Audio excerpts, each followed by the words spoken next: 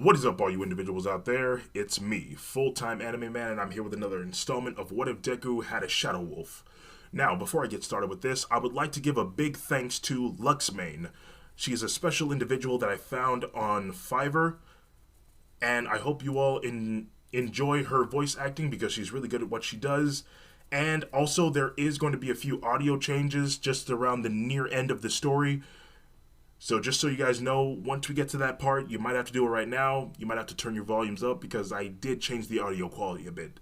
Let's go ahead and get into the story. This is What If Deku Had a Shadow Wolf, Part 7. Where we last left off, Koe-san managed to defeat the Norse god Endjord, desperately wanting to make him suffer to destroy his power crystal in front of his eyes. But Koe-san and Hati learn that if a god's source of power is destroyed, it will plunge the world into chaos, because their power basically runs the world. Also, Tomura was allowed to go back home after a few weeks of training. And they get new people to join the League of Villains. And one newbie knew Jigoku, aka Shoto Todoroki, and even called her sister. We pick up just where we left off. "Why did you call me sister?" asked Jigoku. Before Dabi can answer that, Kurogiri requested for everyone's attention. "I'll tell you about it later. But for now, just stay cool." He walks off, and Koe-san says, "We'll deal with him later. Right now, let's focus." "Okay." Kurogiri tells everyone to watch the TV screen. All they saw was TV snow and All For One's voice. He goes on to tell the new people about their tasks now that they work for him, and that the three people up front will be their general, and warns them not to make any one of them angry. The TV then powers off, and all eyes are on the Phantom Menaces. The Phantom Menaces don't say anything, for they just sit there and stare right back at them.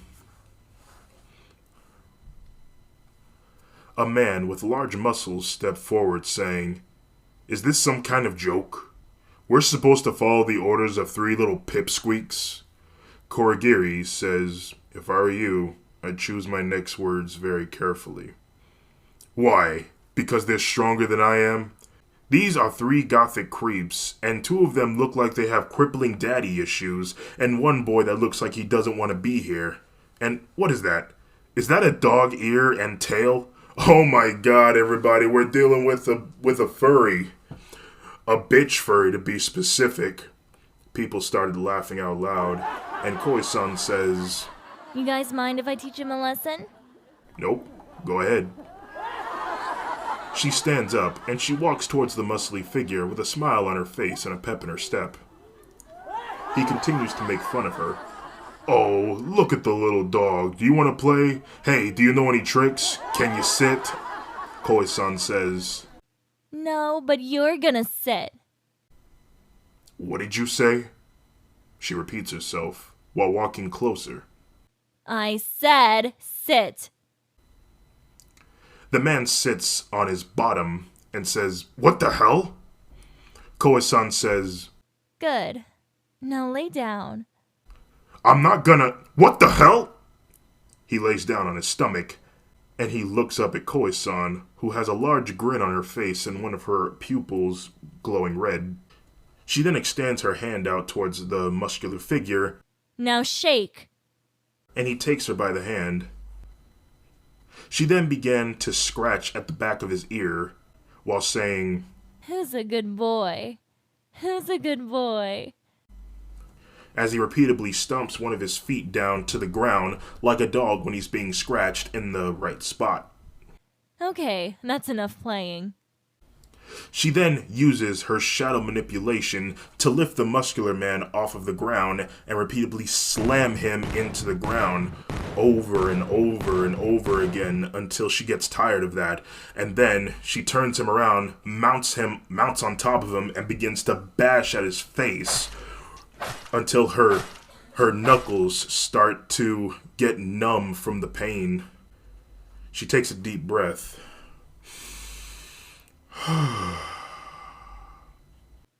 Does anyone else have something they want to say?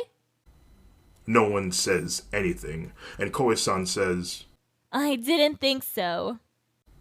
Koe-san then points to two big men and instructs the two men to get this muscular man out of here. They follow her instructions without asking any questions. They take him out of there. Koe-san was about to approach her teammates, but then she was approached by the schoolgirl.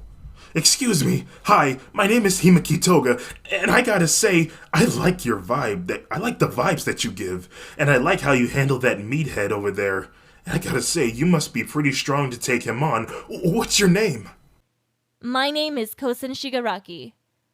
Toga, I gotta say, I like you already. Star fills Toga's eyes and she says, You do? That makes me so happy. Hey, can I get to know you better? Can I hang out with you guys on your next mission? Ooh, can I taste your blood? She then pulls out a knife. And when she did that, Tomura and Jigoku stood up with flames engulfing both of their bodies. Toga froze with fear, but Koe-san said, It's okay, you guys. I got this. She then takes the knife from Toga and says, Listen, Toga, I'm sorry to tell you this, but we're the only ones who's going on the big missions, and I don't think you're ready for that yet. She then drags her index finger across the sharp end of the knife, purposely cutting herself, drawing blood from her index finger. And I'd love to get to know you better, too. She then opens Toga's mouth with one of her hands and then sticks her bleeding finger inside of her mouth. Taste me. She rubs her fingers along her tongue and pulls her hand out of her mouth, with drool streaming from her finger. She continues to hold Toga by her face and said, Did I taste good? Toga, being so surprised, nods her head yes. Koe-san smiles and said, I'm happy to hear that. And one more thing.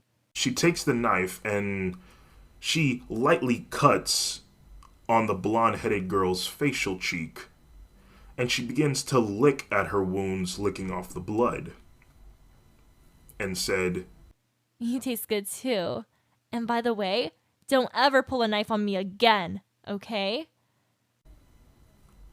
She nods her head, and Koe-san lets go of her as she falls to the floor, completely dumbfounded about what happened, and most likely having a girl boner for Koe-san.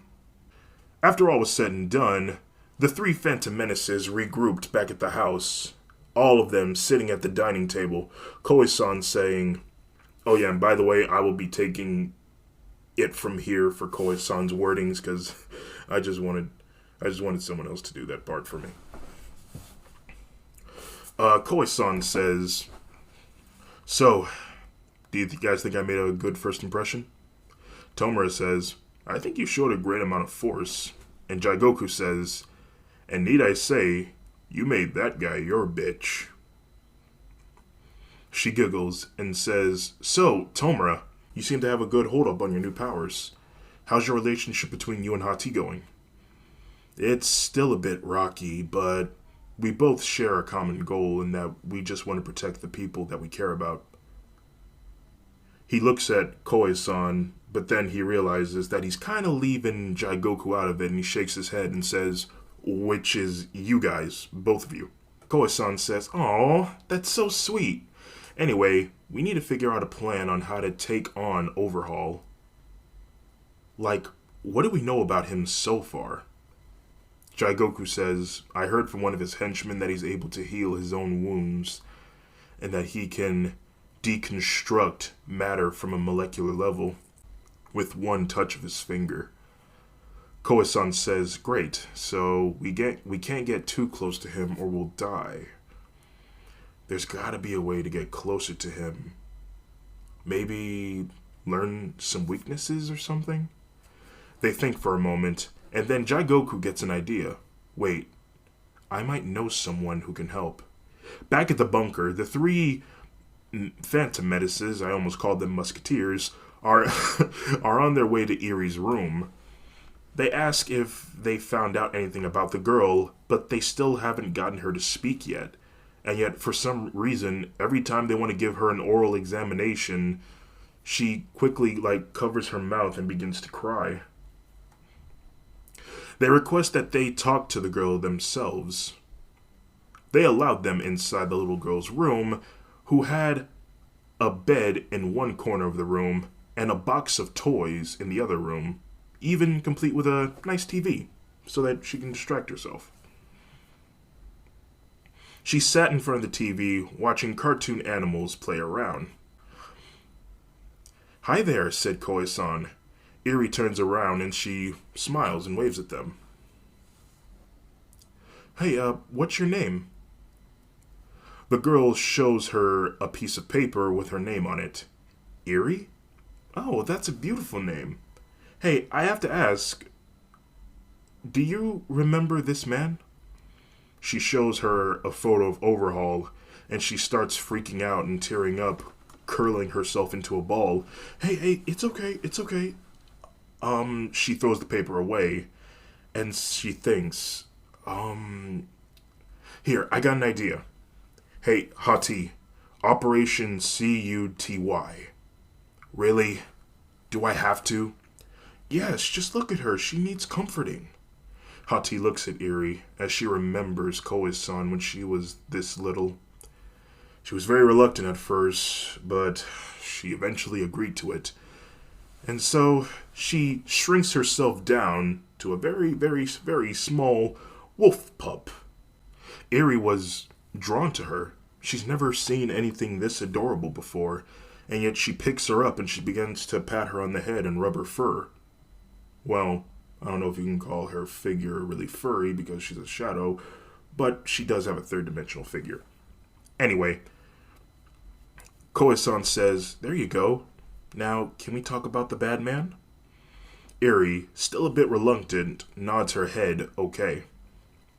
They ask questions about Kai and if there's anything that bothers him. Eri walks over to this small table that has crayons and paper, and she begins to draw images. She draws Kai with a hand touching his face, and bumps like agony begin to build up on his face very quickly. Even drawing an amoeba. You guys, I think she's saying that Kai has a germ problem, and I guess that might explain the mask that he wears and the gloves. She then draws an image of Kai without his mask on, with his face entirely red and lightly bloating. And right next to it, she draws "can't breathe." Oh, I see. So his masks provide him oxygen. Without it, he gets hives and he starts having an allergic reaction. Eri nods her head yes. "Thank you so much, Eri. You're such a good girl. And I promise you that we're going to bring him down, and that you will not have to worry about him ever again, okay?" The little girl smiles, and then she brings Koi-san in for a hug, and Koi-san hugs her back. You're such a good girl. And I need to ask you one more thing. Why is it that you don't talk? If Kai did something to you, we can help you, but you have to say something first. Tears start wallowing up in Eri's eyes, and then she opens her mouth, revealing the reason of her mute situation. Huh? Well, what's wrong? What's in your... Oh my god! Jigoku says, "What's wrong? She doesn't have a tongue!" Tomura walks over and he looks. Really? She's missing her tongue? Did Overhaul do this to you? She nods her head, yes. Okay, that's it. I'm going to take him down. Koi-san and Jigoku stand up and they say yes. Hey, you know what, guys? In the comments section, type "justice for Eri" in the comments section, please and thank you. Hashtag "justice for Eri." As they all get ready to leave, Koi-san asks Eri if she could have her wolf back, but Eri is a bit hesitant to give it back, but Koi-san promises that they'll bring her a little companion for herself to keep. Back at the house, the two sat at the dining table. Koi-san expresses her anger the most. How dare he tries to silence this child? It's the worst thing that a human can do to a child or anyone in the world. Some justice needs to be brought to this girl, and I'm going to be the one to give it to her. Jigoku says, "Yeah, I'm with you." "Me too," said Tomura.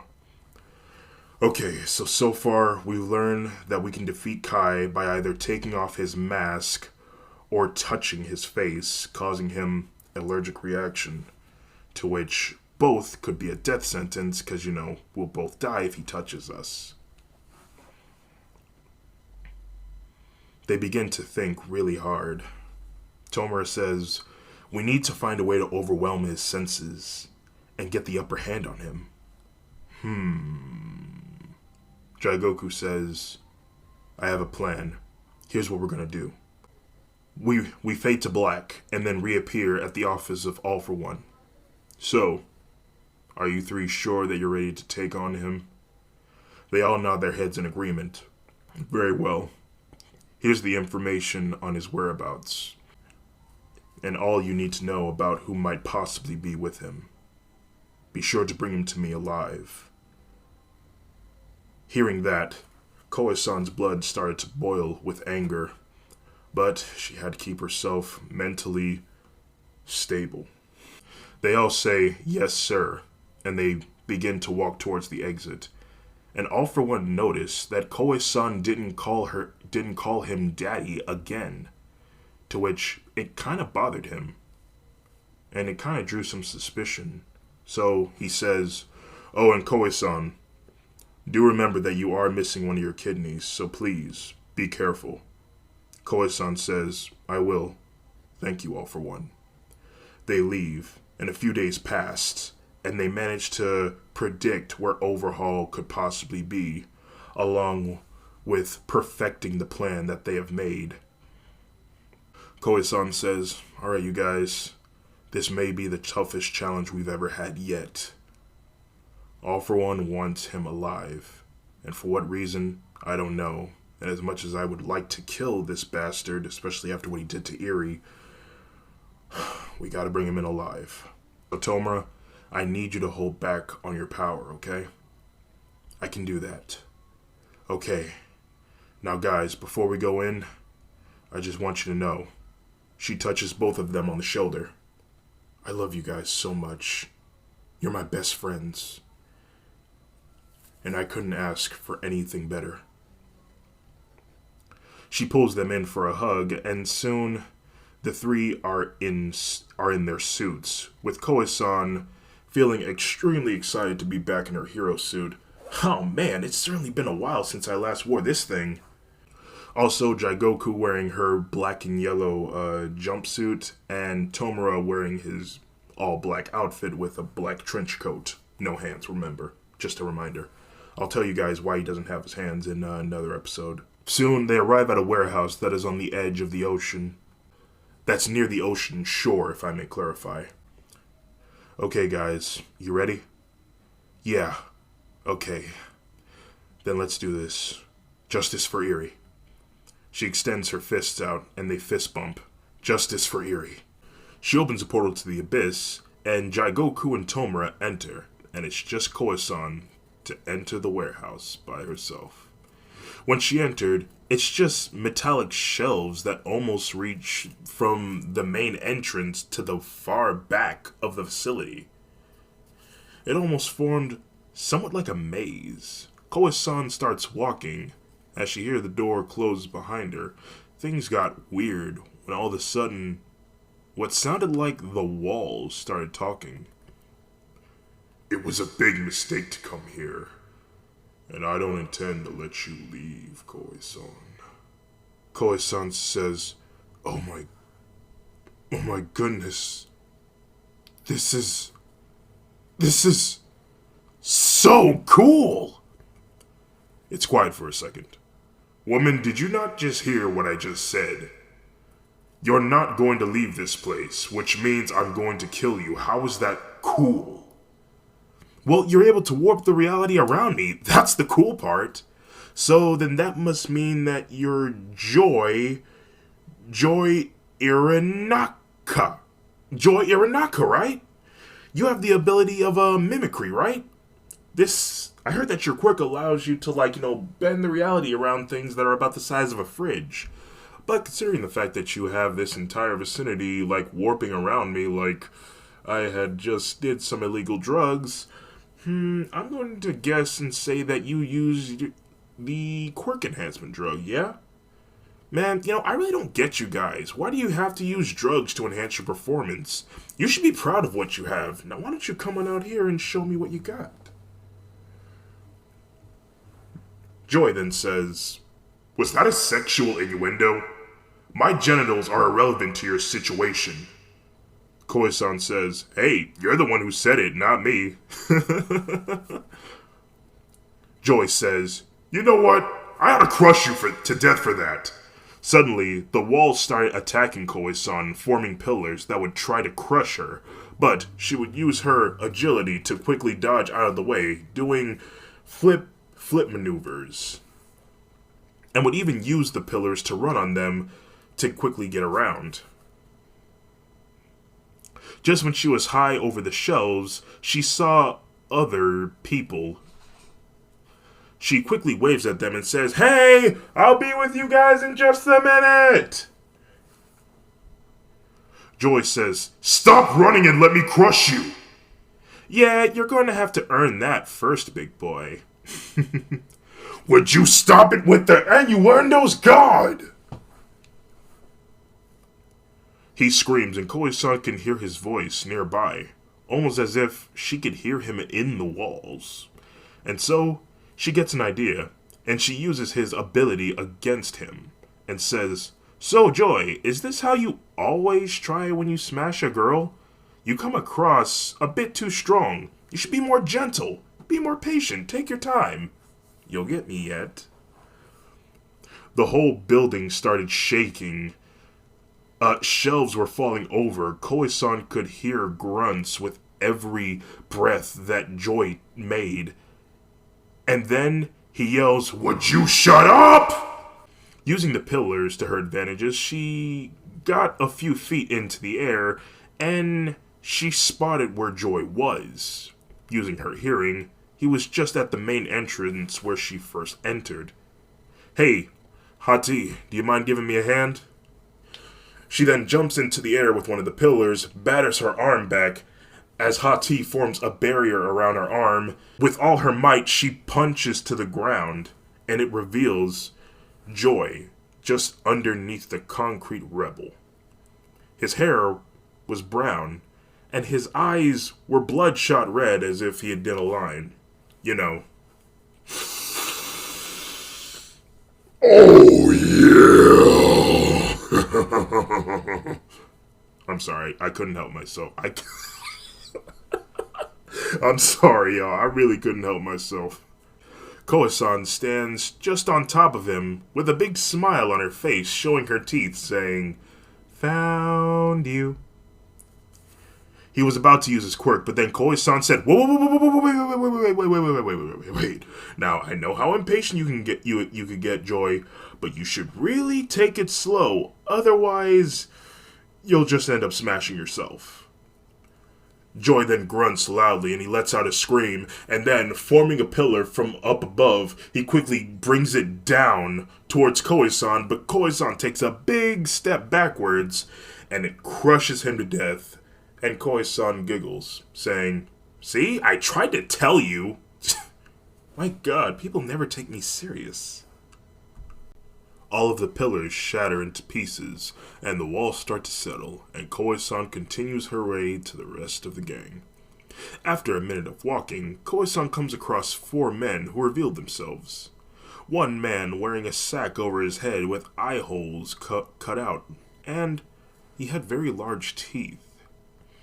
Another man with blonde hair and a green shirt, and another man with a bald head wearing a surgical mask, and another man with metallic fists on his hands, wearing a strange bird mask also seemingly made out of metal. Standing at what appears to be 10 foot tall. "Ooh, this is going to be fun," Koi-san said to herself. Koi-san approaches and says, "Well, well, well. Let me get a look at the opposition.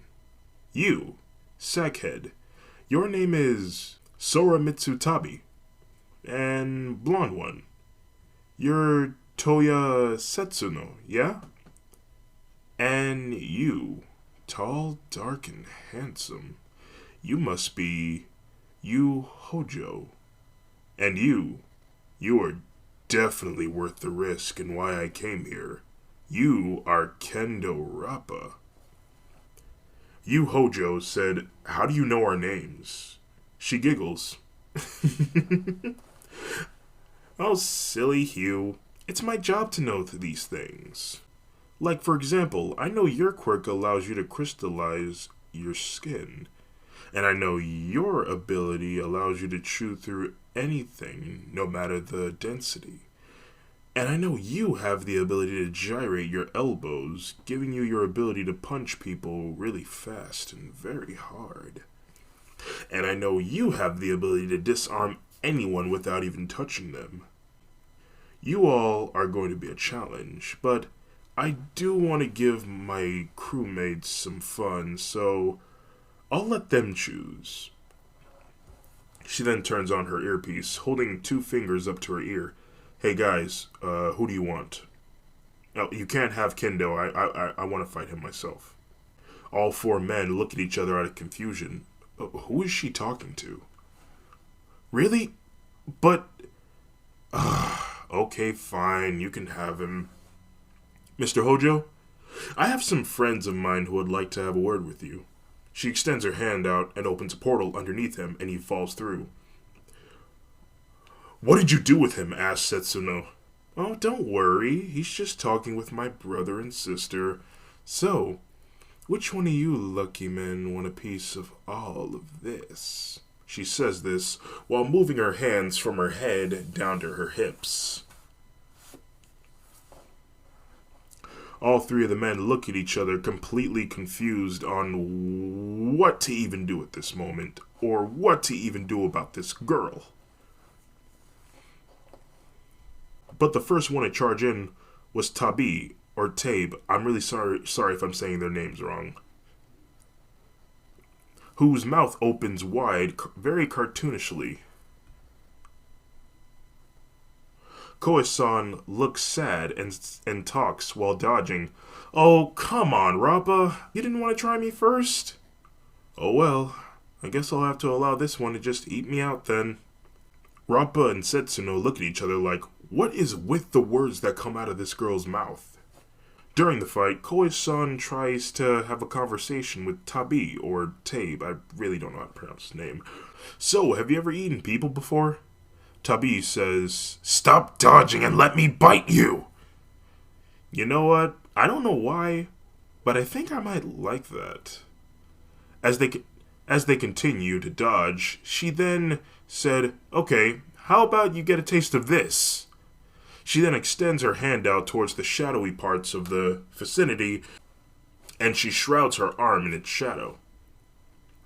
She then extends her hand out, and Tabi bites a hold of her forearm. She screams and falls to her knees, and Tabi yells, "You guys, I got her!" He then looks at Koe-san's face, and he notices that her face was red and she was drooling at the mouth and smiling. "What the... Are you enjoying this?" Koe-san speaks through the ecstasy of the pain. Can you bite down a little bit harder?"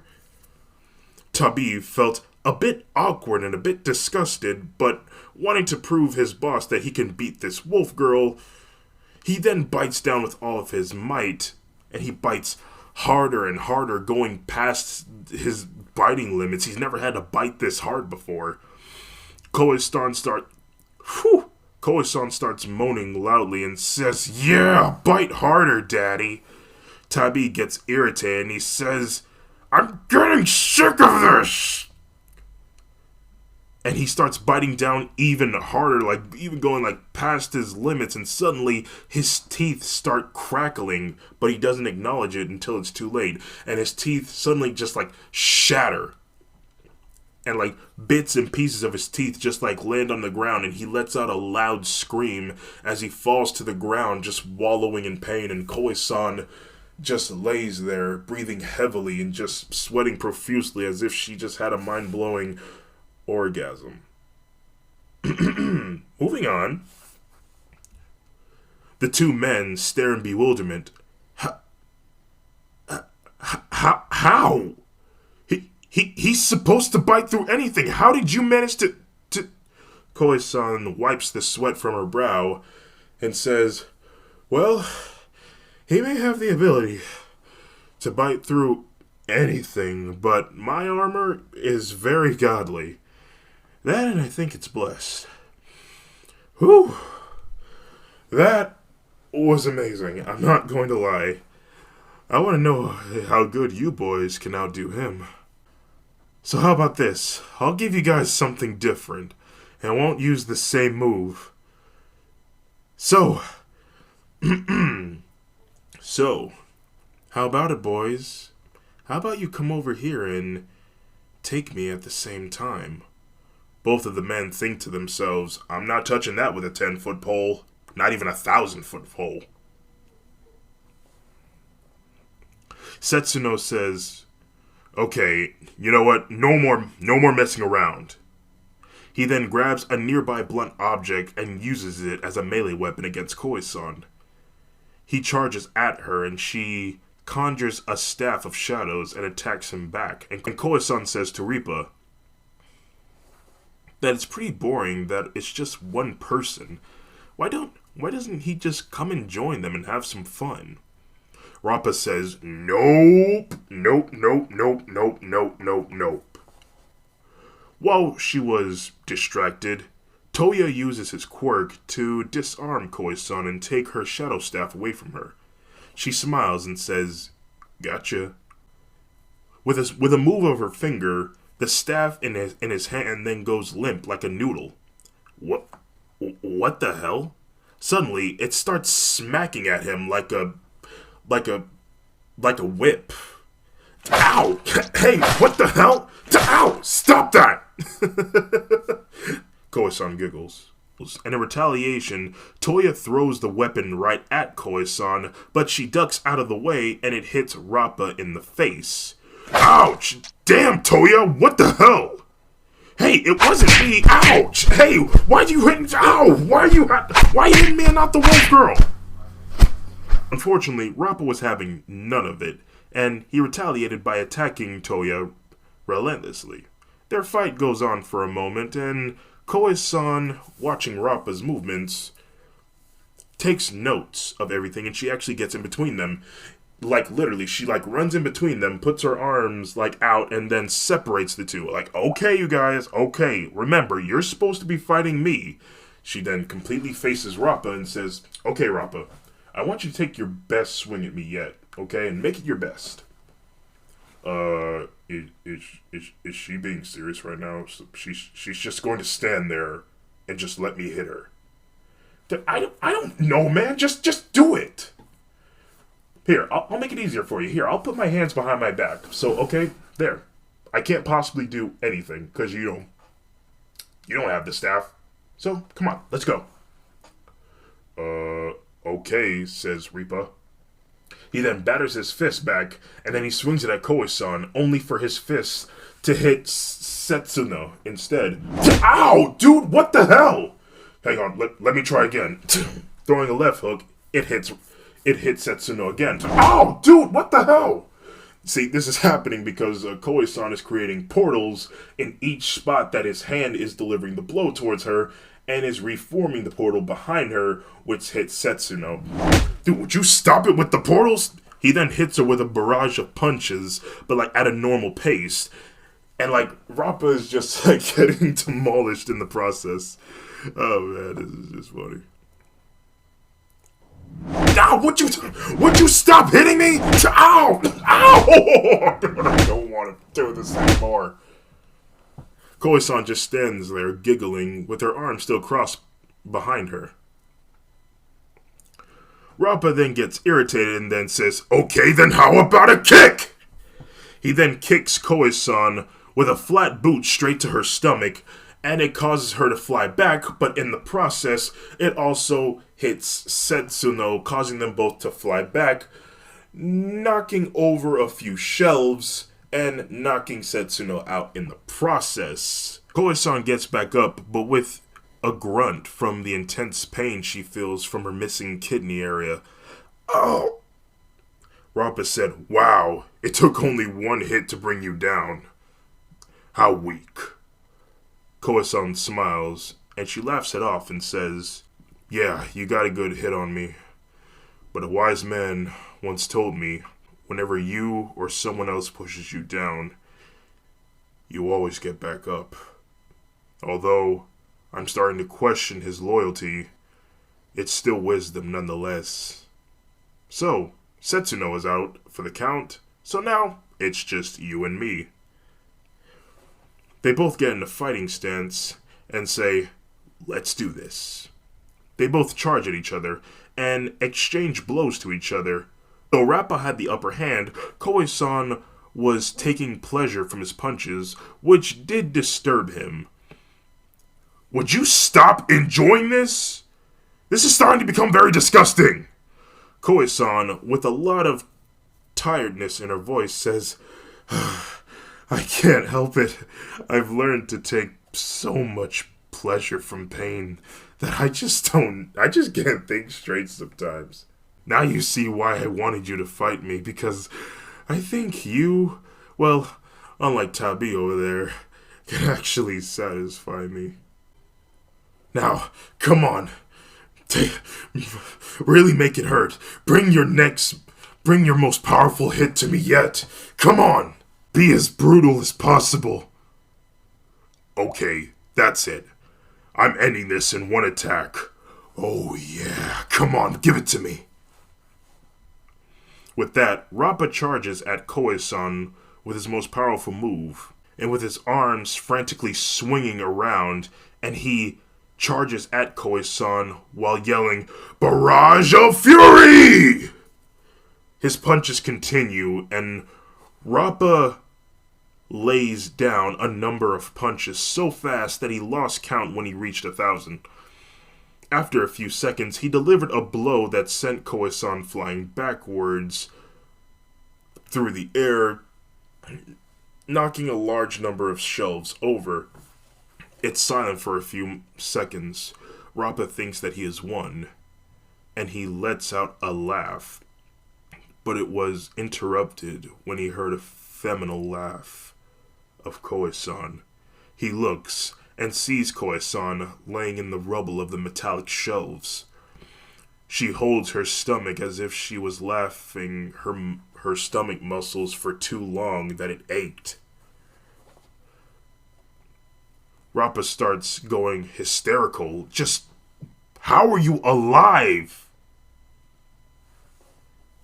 She then gets up with a limp in her step, but eventually walks it off. "Wow, that was amazing. But I think it's about time I show you what I've got." She then jumps into the air, and then shrouds herself in hati, and she phases through the ground. She then falls into the crust of the earth, and when she thinks she has reached a good distance, she then slowly unravels the shadow around herself, which shoots her back up. She balls her fists up, and she aims it right towards Rappa, She's aiming for his head, and just as she reaches a tremendous speed, she then pops up from the ground, and with a strong force, she uppercuts Rappa underneath his chin as he falls back, which does a lot of damage in the process, like rattle his brain, turning his brain to goo, knocking out a few teeth in the process, and cracking his skull.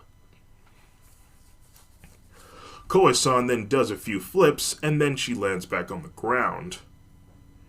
She then looks at the end result of her action and is actually admiring her work. Rappa is looking at her with fear as he finds himself spitting out his own blood and having a hard time breathing. Koe-san then walks up to Rappa and says, "Wow, That was certainly a lot of fun. But now, I think it's best that I end this. Hati, he's yours. She walks away, but Hati appears before Rappa, and she devours him alive. Just as Koe-san is about to make it to the rest of the group, she then remembers Hojo. Oh yeah, right, Hojo.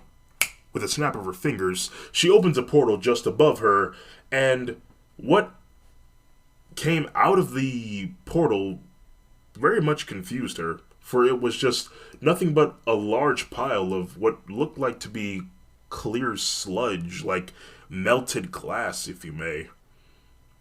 But in the midst of that, Rappa's head did manage to stay in contact, and she turns on her earpiece.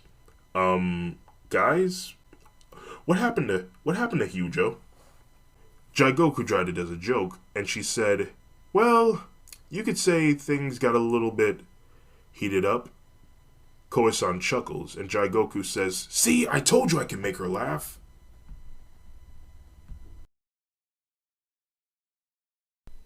Soon, Koe-san appears before Overhaul and 4 other of his henchmen. Koe-san approaches and says, "So, you guys must be the final bosses.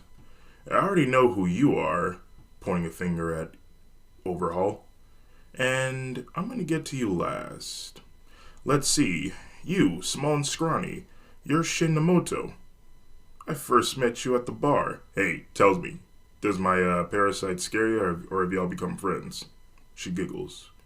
"And you, big and strong one, you're Rikia Katsukami, yeah? You have the ability to suck energy out of living things and become stronger. Tell me, how good are you at sucking other things?" He grunts.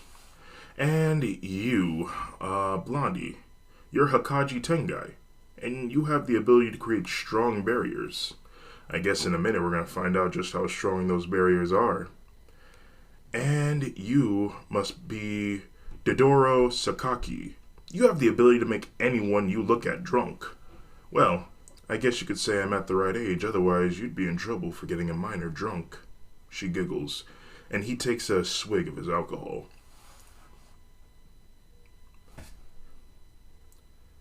"As for you, the man of the hour, Kai Shizaki, aka Overhaul.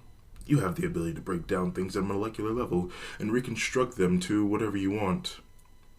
And actually, now that I'm here before you, I do have a complaint against an employee of yours. You see, he punctured a few holes into me and, well, it seems like he missed the most important one."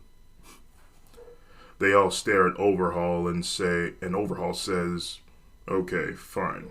But first, Tenga, barricade her." Suddenly, Koe-san was shrouded in a golden light. "Wow, this is pretty cool, and surprisingly warm and toasty in here." Overhaul approaches the prison bubble and says, "Where is she? Where is Eri?" Koe-san says, "Eri? Who's that?" "Oh, wait, you mean the girl with the long white hair and one horn on one side of her head?" "Yes, her. I've never seen her before." She giggles hysterically. Overhaul is getting crossed. "This is not funny. I swear that if you don't return her to me or tell me where she is, there will be nothing left of you but your rotting head. But you know what? I bet you'd probably take pleasure from that for what I've seen. What in God's name are you?" Koe-san, now remembering what Kai Shizaki did to Eri, gets a little more serious, and she asks, "Did you hurt her?" "Eri, I'm talking about. Did you hurt her?" "What does it matter? Whatever I've done to her, I can always rebuild her. She's never felt a thing, and I need her blood for something. Now tell me where she is, otherwise this will happen to you." He pulls a rat from his pocket and he makes it explode in his hand and then reconstruction it. And boy, I bet that rat is traumatized right now. Koe-san says, "So, that's how you do it. Well, I have to ask, Did you remove her tongue? Why do you want to know? Koe-san gets hysterical and says, because if you did, I'm going to have a serious problem with you. I'm going to make you suffer in ways that you have never experienced before. It will drive you to madness, and it will make you wish that you were dead. Now I'm going to ask you again. Did you remove her tongue to try and silence her? Overhaul looks deep into Koe-san's eyes, and something carnivorous he could see within them. She was serious, but he underestimated her when he said yes. Her smile then widens and said, that's all I need to know. Koe-san then calls to Tengai. Hey, Tengai, if I were to challenge you to a game of fictional rock, paper, scissors, which one would you choose? Tengai, being a bit confused, rubbing the back of his head, said, rock, I guess? Really, said Koe-san. Because I would choose the Fist of Godzilla. What? Suddenly, a portal opens from above Tengai's head, and a giant fist then comes through it. It was the Fist of Godzilla that crushed him. The barrier then disappears from Koe-san, while Overhaul was looking back. Koe-san then quickly lunged at him and quickly removed his mask, destroying it in her hands, crushing it into pieces. She would then proceed to deliver a devastating blow towards Overhaul's chest, causing him to fly backwards a good distance. The rest of the 8 bullets charged in. Katsukami throws a punch at Koe-san, but she dodges and kicks him in the face, breaking his nose in the process, and he falls back with tremendous force. And then suddenly, Koe-san felt dizzy, and she noticed that Shisaki is making her drunk. I got you now, you little wolf bitch. He then pulls out some throwing knives from his pocket, and he proceeds to throw knives at Koe-san, hoping to hit her. But Koe-san dodged it as if she had had no problem with it, and she lunges at him and tackles him to the ground. Yeah, well, I gotta say, this wolf bitch can hold her alcohol pretty good. She would then grab him by his shadow and then completely remove it from his body. He then falls into the earth and towards the earth's core, where he would burn. Hati then yelled, "Child, look out!" She was then suddenly wrapped in a shadow armor that was not Hati, and suddenly she heard a loud boom, and something ricocheted off of her body, creating sparks in the process. She then turns around and sees Namoto aiming a pistol at her and shooting her again and again, only for the same thing to happen. She slowly approaches him as he proceeds to shoot his gun at her. But Koe-san just uses shadow play on the man, and he forces him to aim the gun at himself.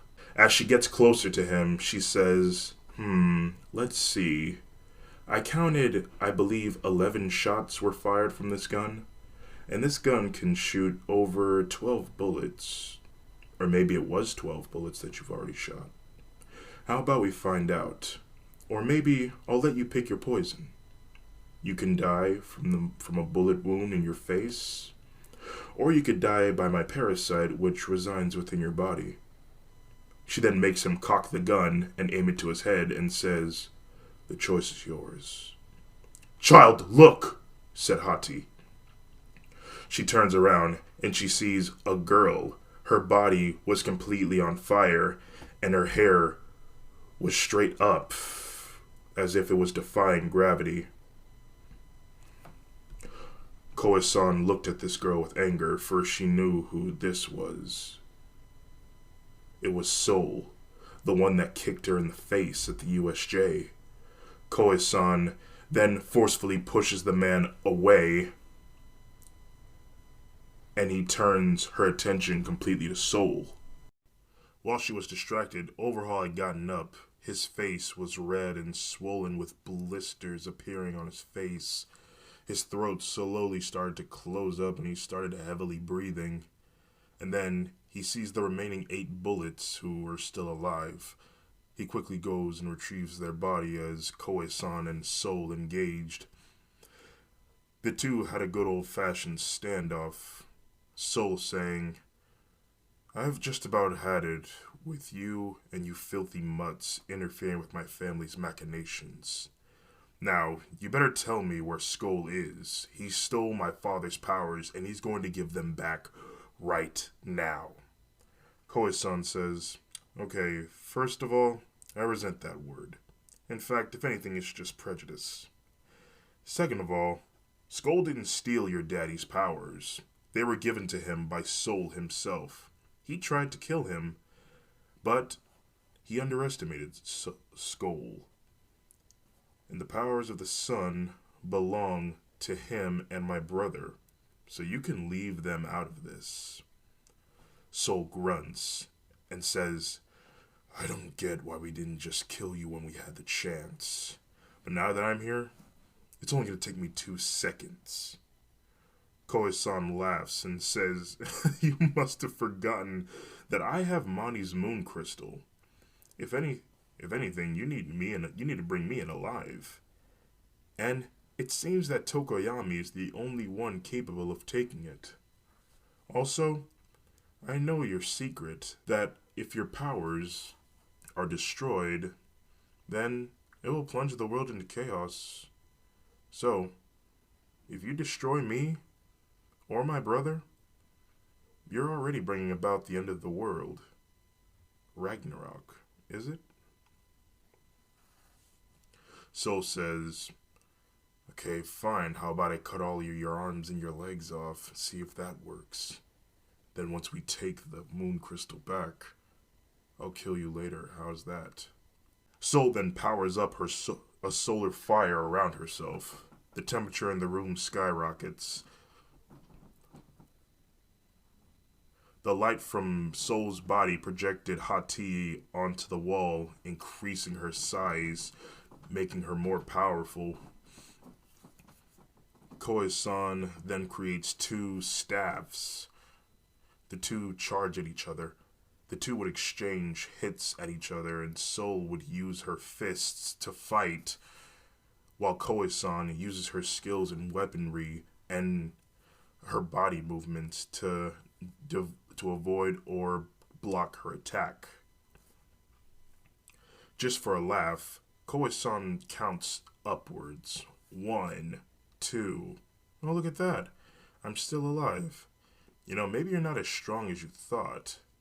Soul then got mad at that comment, and she jumps into the air and punches the ground with both of her fists, sending a wave of fire right at Koe-san. But Koe-san would shroud herself in her shadow armor, and the fire would just go completely through her, not even phasing her. Koe-san then quickly ushers at Soul, and she kicks her in the face, causing her to flip backwards on her back, breaking her nose in the process. The room was on fire. Soul looked up at Koe-san with fear. Well, doesn't this seem familiar? Hey, how does it feel to be on the receiving end of what you and every one of those bastards did to me? The time for retribution is upon you, and I shall be the one that gives it to you." Koe-san then turns her staffs into swords and aims both of them at Soul's neck, ready to finish her off, but she hesitates. She looks into her eyes, this poor defenseless girl.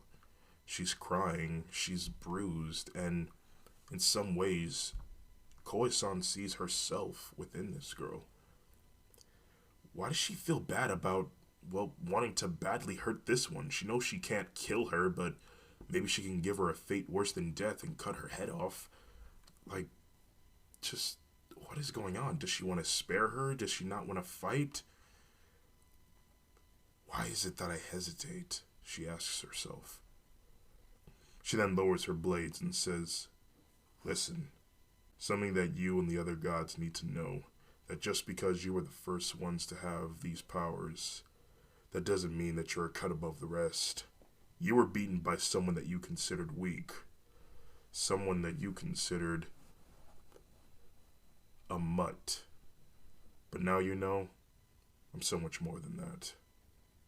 And I want you to note this, that I could have done far more worse. I could have taken your head. But I want you to know that all I wanted in return was a leg. Making one of her blades go away, she then aims for one of Soul's legs, cutting it clean off of her body. As Soul wallows around on the ground in agony, Koe-san remembers Overhaul.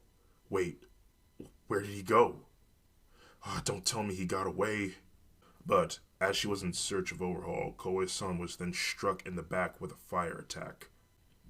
She falls to the ground as the burn continues to intensify on her back. Suddenly, she found herself shrouded around this bubble of solar energy. What the hell?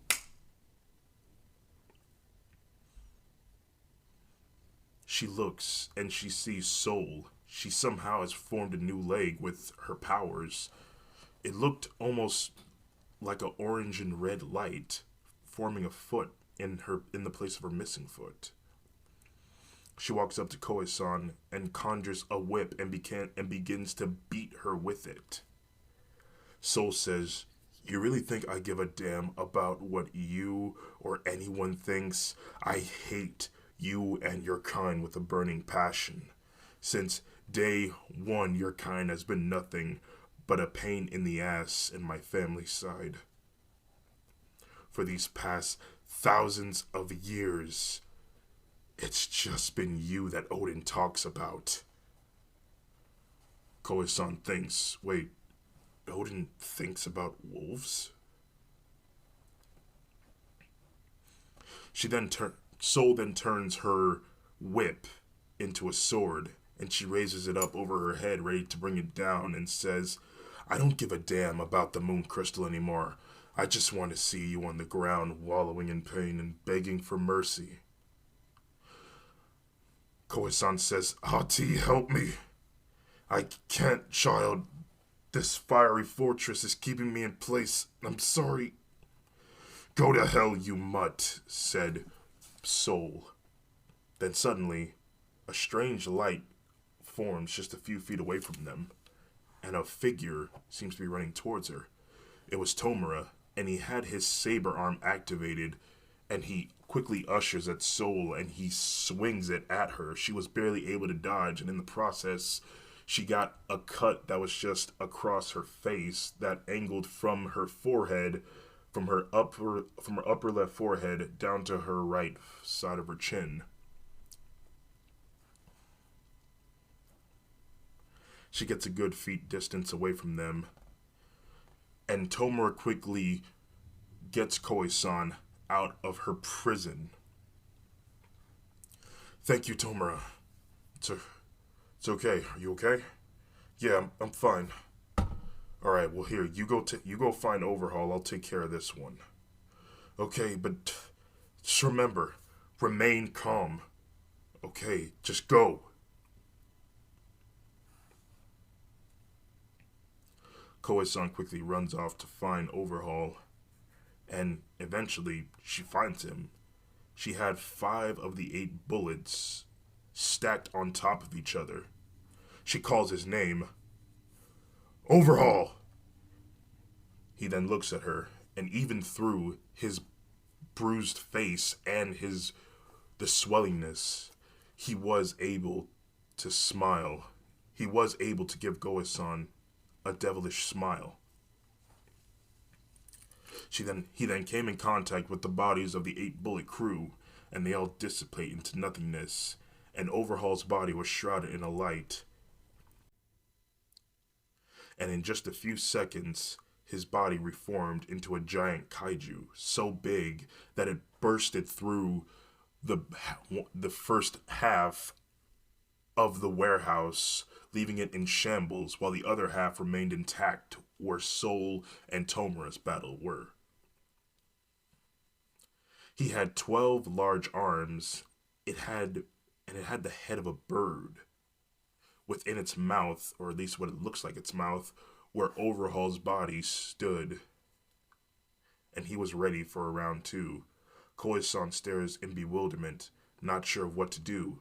She thought about maybe letting Hati go giant herself, but then again, news helicopters might show up and it might catch her using her powers in public, and then it'll eventually get to UA and it might put a dent on her reputation to become a psychologist.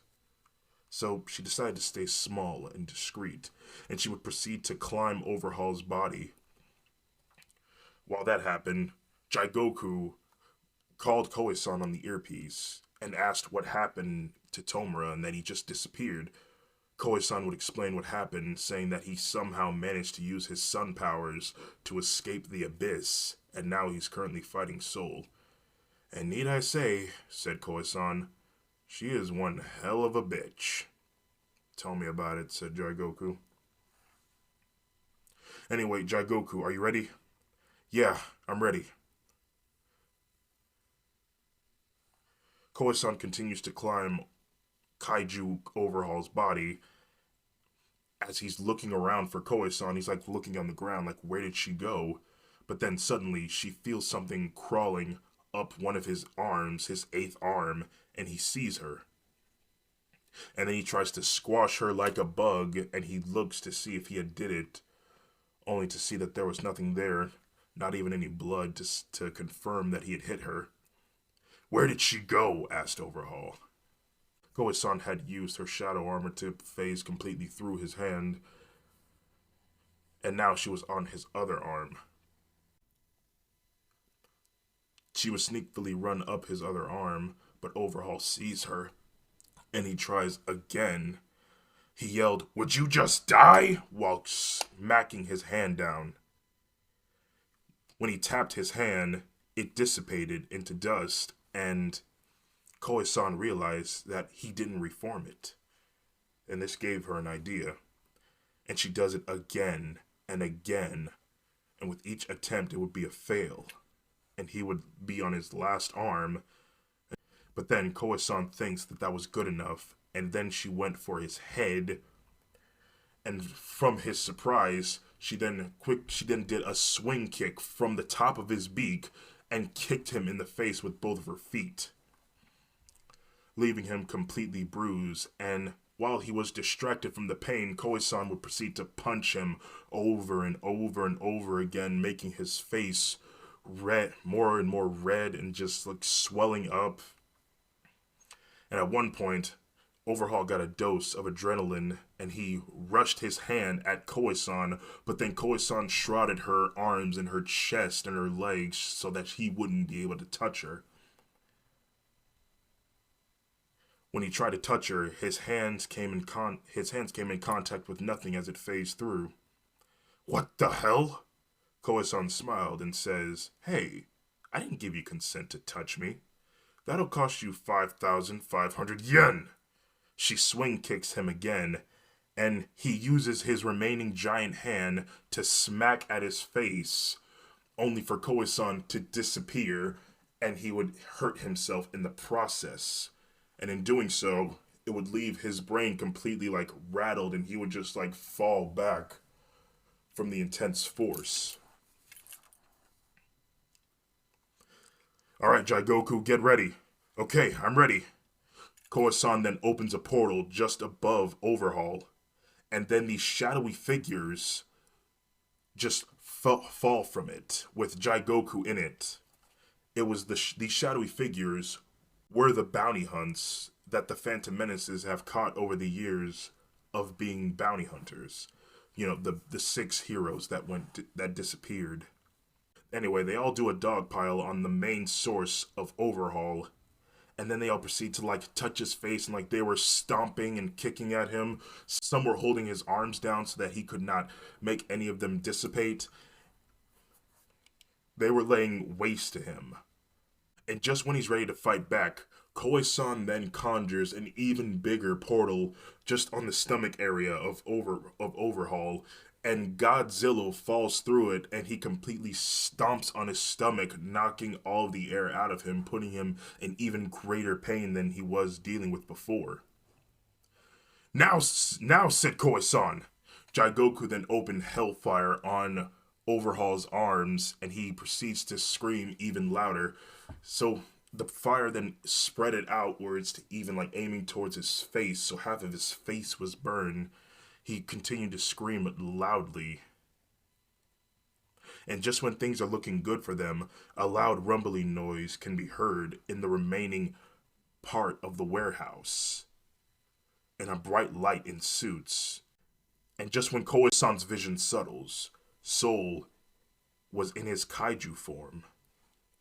His snout was like flexing, exposing his teeth, and the back of his hair stood up to show aggression. He and Tomura spoke in a loud voice, saying, "Keep her name out your mouth!" The ocean water started going berserk as Tomura and Skull lose control of their power, and his gravity powers go haywire, with things starting to fly around them. Soul was floating just in front of them. Her hair was like going crazy, like it was just all over the place, and her eyes dilated and just like shook around as if she had lost her mind. And she like glowed brighter with like light tendrils appearing from her body. Koisan yelled at Tomura and Soul to keep in control, but they were too blinded by rage. Jigoku thinks that Overhaul has taken enough damage, and she runs over to help. And Koisan worried about her shadow people, she quickly retrieved all of them and put them back into the abyss. Jigoku ushers over towards her while Overhaul watches what's going on. He wasn't able to move, thank goodness. "What's going on?" asked Jigoku. "He's losing control of his powers. If he doesn't stop, he'll destroy the whole city." As Tomura and Skull's fight continues, Soul continues to taunt the two. She was hysterical, talking crazy. She said, she'll die, and I'll be the one to choke her out as I watch the life drain from both of their eyes." Tomura and Skull, their fire burns brighter, and they say at the same time, "I'll kill you before I let that happen." Koisan can see what she is trying to do. She's purposely trying to get them angry, to take us all out, and that includes the city. "We gotta stop them, Jigoku." Skull would then proceed to lunge at Soul and catch her in his mouth, as he would continuously swing his head left from right, and Soul would continue to lash out, unleashing her powers while in the mouth of the beast, but it didn't bother them. They would unleash hellfire back onto her, and surprisingly, they would actually do damage on Skull, actually burning her skin in the process. Reasons why is because her father's crystal power is more stronger than hers, that's why.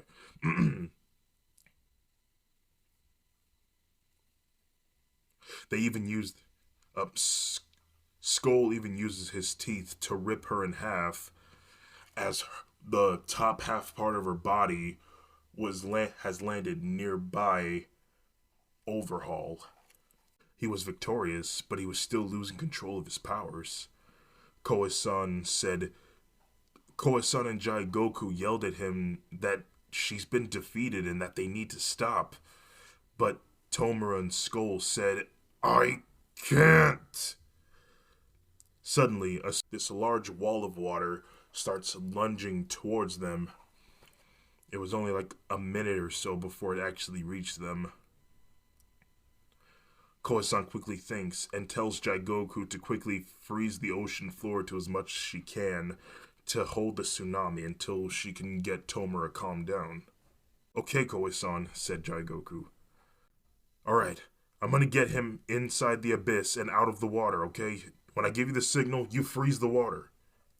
She runs in. Hati goes gigantic, and she quickly lunges at Skull and knocks him into the abyss. "Now," said Koisan, and Jigoku freezes the ocean water, stopping the tsunami, but not for long. Inside the abyss, Koi-san had a hold of Tomura, who is on the verge of exploding. Solar flares surrounded his body while Hati tries to calm down Skull. Koi-san says, Tomura, don't explode. You have to calm yourself down. If you explode, then I won't be able to bring you back if there's nothing left. I I can't, Koi-san. You have to stay away from me. Suddenly, electricity starts engulfing his body, and he glows even brighter than before. He burns even hotter, and he screams out loud, I'm gonna explode. No, I won't leave you, Tomura. All you need is a reason, just like how we did the first time with your quirk, because you had a friend who was always there for you, a friend who never gave up on you, a friend who believed in you. But you must believe in yourself, Tomura. Tomura can remember those words when she helped him control his decay quirk. His heart was in a flutter then, and it's still in a flutter now. And with that, if he is going to die again, he should at least get what's on his mind off once and for all. Koi-san, listen, there's something I have to tell you. He then goes on to recite her the poem that he made for her while she was in the coma, saying that her love turns and twists his body into disarray, and that her love also has frostbite set deep within. If you've seen the last part, you'll know what I'm talking about. Just as he reaches the end of his poem, Koi-san can remember those words. It was Tomura. Koi-san, I love you. Koi-san then remembers hearing those words when she was asleep. It was so beautiful that she thought that it was a dream, but it was Tomura the whole time. At that moment, her heart was in a flutter, and she slowly approaches Tomura, but he crawled backwards. No,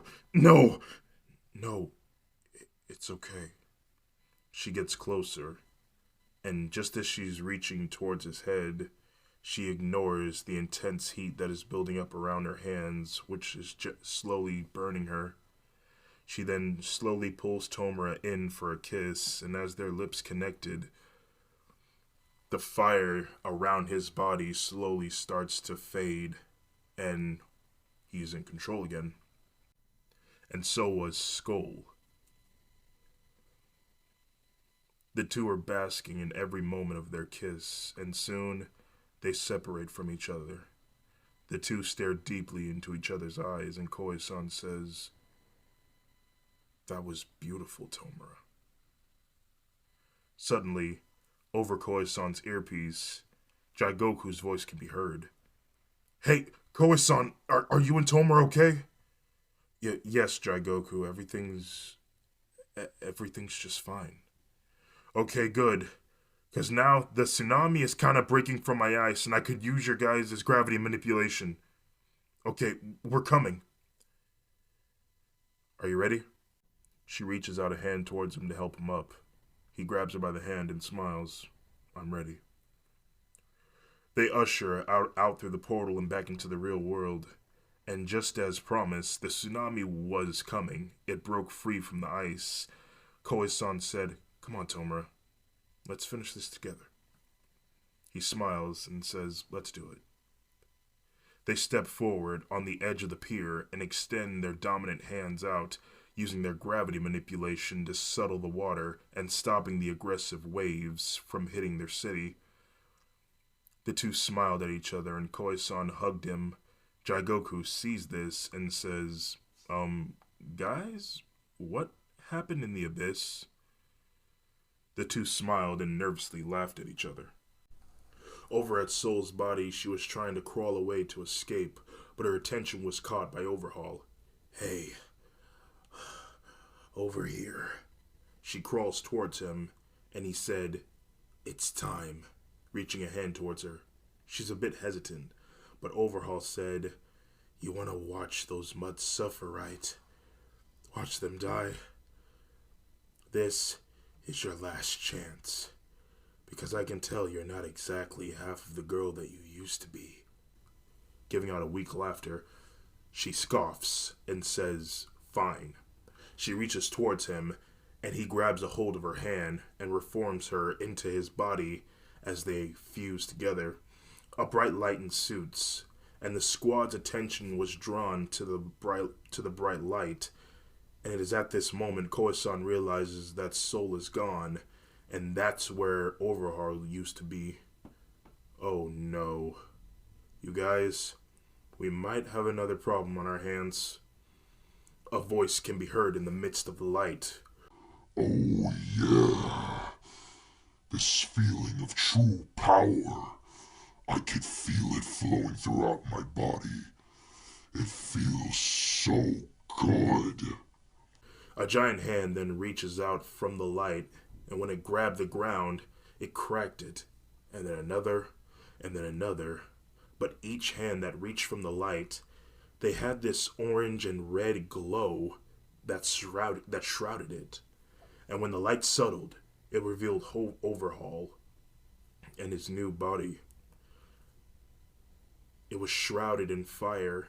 He then lets out a scream that was so deafening the Phantom Menaces had to use all their muscular strength to cover their ears. Before they could regain their composure, Mega Overhaul would use his new gravity powers, and he would rip the pier apart, and each of the Phantom Menaces would float away on their own platform, with each of them yelling each other's name: Koisan, Tomura, Jigoku! As the two found themselves being separated, Koisan was being lifted towards the eyes of the beast. She looks into Mega Overhaul's eyes, and she knows that her theory is confirmed. Soul had fused with Overhaul. Koisan then powers up, and she lunges at the opponent. Leaping from her platform, she tries to lay a punch, but she was flicked away by a hand and into the ocean water. When she hit the water, Jigoku and Tomura yelled her name and instinctively tried to jump in to get her. But Tomura told Jigoku to stay and that he'll go after her. He jumps into the water while Jigoku fights. He swims around for a minute, trying to find Koisan, when suddenly Skull speaks. "They're over there!" He looks and sees Koisan and Hati drifting away. He swims towards them and catches them. Skull then forms, carrying them out of the water. Koisan coughs all the water that was in her lungs, and she looks up at the person that saved her. It was Tomura, with the light of the sun right behind him. "Thank you for saving me." "You don't have to thank me." Their attention was drawn when Mega Overhaul screamed and Jigoku was in one of his hands. Koisan and Tomura then yelled, "Skull! Hati! Get him!"